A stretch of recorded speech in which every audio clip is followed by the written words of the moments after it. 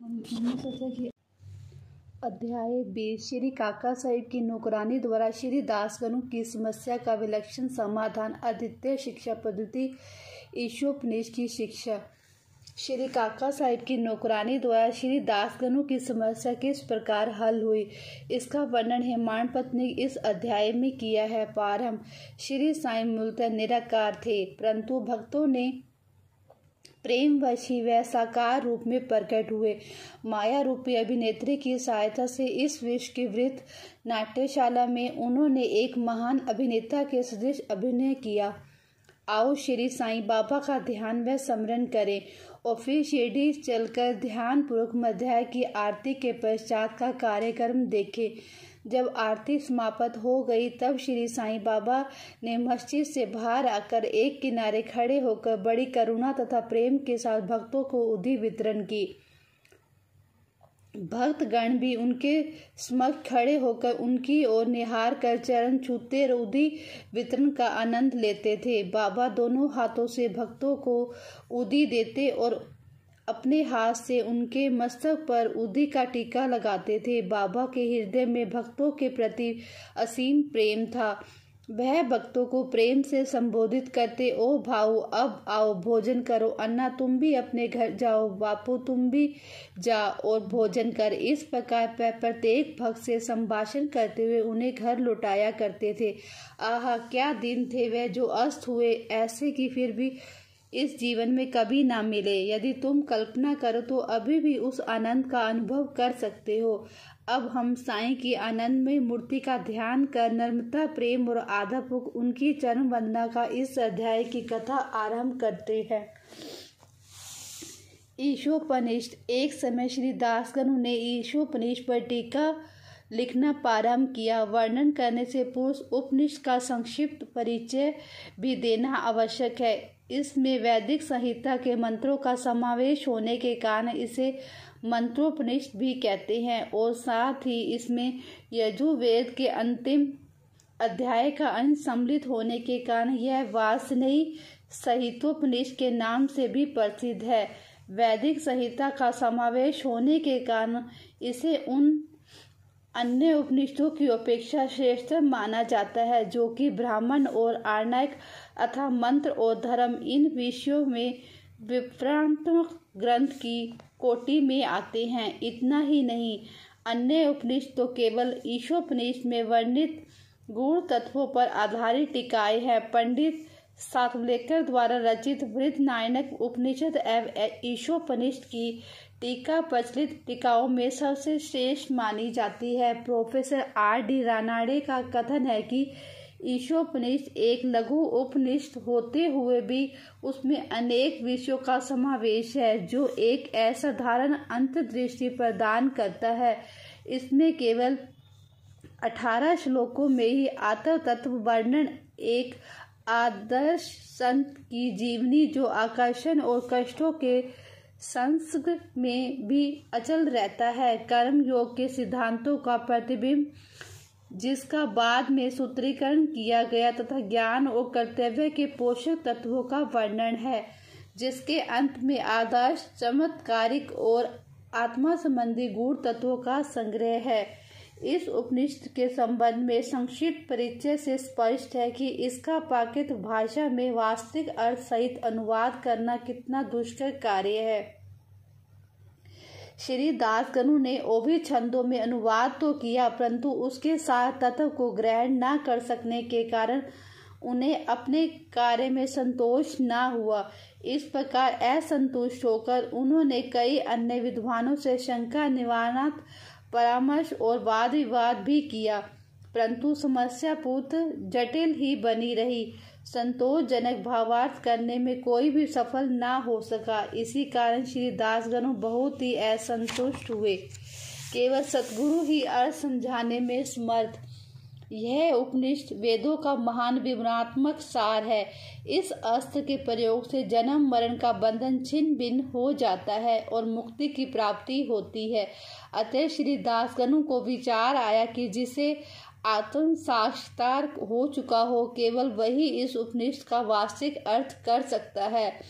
जब कोई भी उनकी शंका का निवारण ना कर सका तो उन्होंने शिरडी जाकर बाबा के दर्शन करने का निश्चय किया।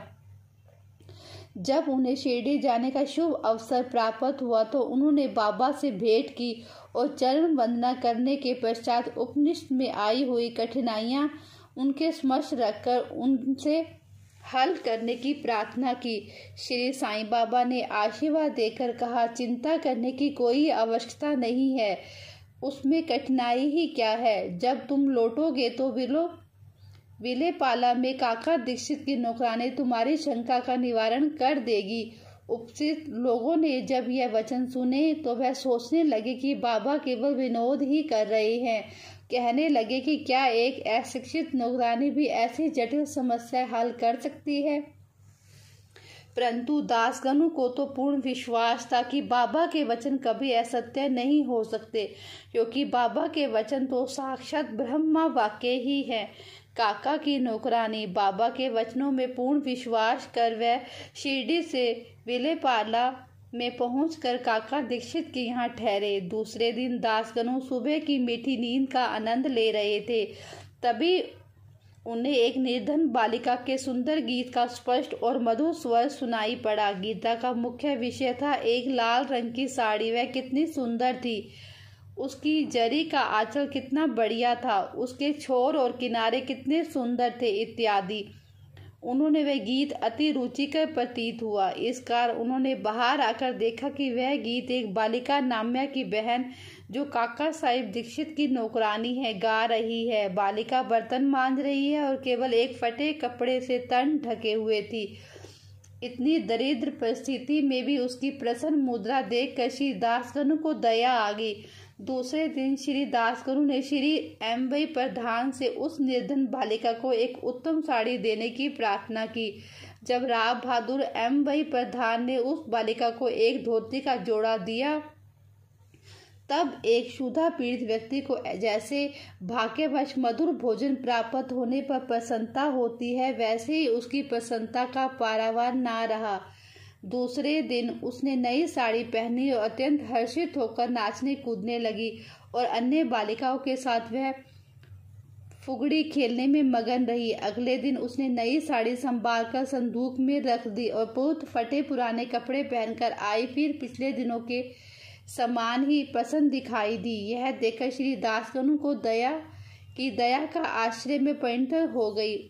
उनकी ऐसी धारणा थी कि निर्धन होने के कारण उसे फटे चिथड़े कपड़े पहनने पड़ते हैं, परंतु अब तो उसके पास नई साड़ी थी जिसे उसने संभाल कर रख लिया और फटे कपड़े पहनकर भी उसी गर्व और आनंद का अनुभव करती रही।